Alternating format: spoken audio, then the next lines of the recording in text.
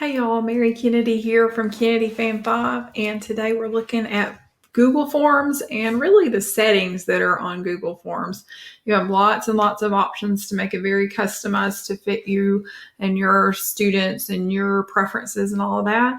But I typically set them up the same way for the vast majority of all the settings. They're all the same. Every once in a while I'll tweak it depending on the actual content because, on this one I need to do this setting differently or that setting. Um, but the majority of them all set up the same way, which saves me so much time to just kind of have a standard way of setting them up. And I'm going to show you what worked for me and for the teachers that I work with. We're at a high school teaching math and mostly Algebra 1 geometry and Algebra 2. And so this is kind of what worked for us. All right. So click on settings up here, and I'm just going to show you the screen so that you can, set yours up this way or change it. If you're here because you are looking at my things on Teachers Pay Teachers and you want to see how it's set up, here you go. This is the way almost all of them are going to be set. Excuse me. All of a sudden, I'm losing my voice. It might be because this has taken me 17 times because I keep messing up or my phone rings or whatever. So, okay. I will say, just by the way, I do limit to one response on purpose. I don't want my high school students just clicking answers and hitting submit and then doing it again and clicking 5 different answers and hitting submit. I don't want to play that game. So I limit them to one response. They know they have one shot.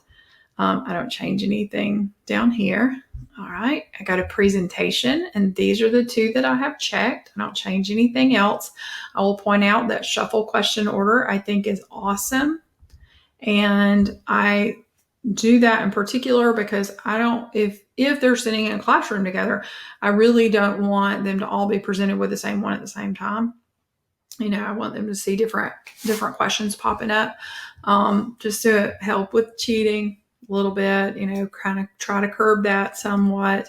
But it also helps that they can't just, in their little group chats that they have for these classes, for every class, they can't just be like, oh, number 1 was A or number 2 was X minus 3 or whatever, so kind of helps with that.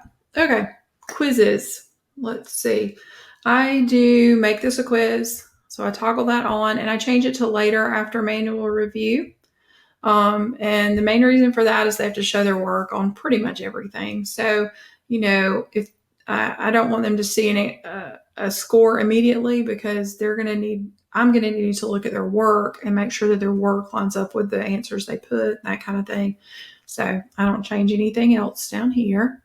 And then you'll want to hit save. I don't want to save because I don't want to change anything inadvertently that I already have set. Then the other place that you actually have settings, if you go to the 3 dots that say more and then scroll down to preferences, there's a couple of things here. Now the nice thing is, and hopefully your Google will be smart like mine for some reason was smart. So after I made several of these forms and used these same settings, I don't even have to change this anymore, but I used to have to go into this screen. So initially you may have to do this, but once it kind of learns that, every time you seem to be making the questions required and your default point value is always 1 or whatever, then it'll probably set it up like this. So I don't have to change that anymore, but that's what mine looks like. I do mostly right now, I'm working on 5 problem mini assessments. And so I do 1 point per 5 for each of the 5 problems. And then I make the work that they upload 15 points for a total 20. I think that sends a really good message that their work is super important. And so that's how I have it set up. You can change that for sure. You can change any of those things. You can change it here or you can change it in the actual question. So let me click on the first question. This is a very standard kind of 5 problem, mini assessment that I make, where you have lots of multiple choice questions. I don't always do multiple choice, but that's probably, 80% of the problems are going to have multiple choice. The setup is going to be that way. So for this one, I just wanted to point out that it shows you here at the bottom, answer key 1 point. So it already has the 1 point chosen. If you want to change the answer point value for this one, you can change it here. When you click on answer key, it gives you that option. If you marked the wrong answer correctly, you can change that, of course. You can add answer feedback if you want to. I don't ever put that in specifically for these. The other thing I wanted to show you is on these 3 dots. This is probably the biggest thing to me, is that you want to, I always choose shuffle option order, because just like I want the problems themselves to be in a different order, I also like the answers to be kind of shuffled. I just think that that's a good thing to do. And it's already toggled to required, because that was how that setting was up here under the 3 dots and preferences. But if you want to make it optional, you just toggle it to off. Okay. The other thing I wanted to show you is the upload your work question, because I wanted you to see the settings that I pretty much always set these to. You can only allow specific file types, or you can just toggle that to off if you are good with whatever they upload. They can upload anything they want: video, audio, Excel spreadsheet, whatever. So if you're good with that, then turn it off. But if you want to limit it, then this is how it's going to be if you buy a Teachers Pay Teachers thing from me, most likely. But it's easy just to update it for the whole form at one time. Answer key. So this, notice that it's changed to 15 points. If I had not done that, then this would be a 6-point assessment, because it'd be the 5 1-point ones, and then this would be 1 point for 6 total. But you can see up here at the top that it shows me the total points that I have for the whole form, and I can see within each question or problem that part. I think that's it. I think that covers everything I wanted to share about forms and settings specifically. There's lots more about forms that we could say, but all right. If this was helpful to you, please let me know, one way or the other. Like if you have more questions, I'd love to know. So leave me a comment and let me know what I can answer for you. Thanks for watching. Bye.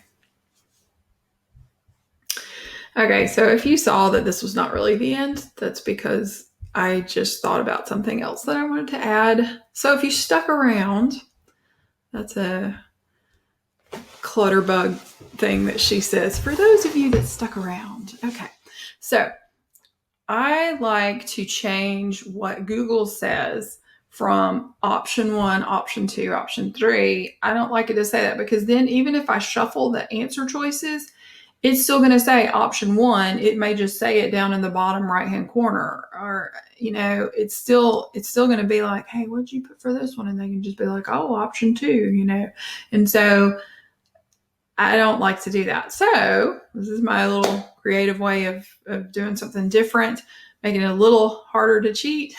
I'm not in any way thinking that, oh, none of my kids are going to cheat because I did the little happy emoji thing, but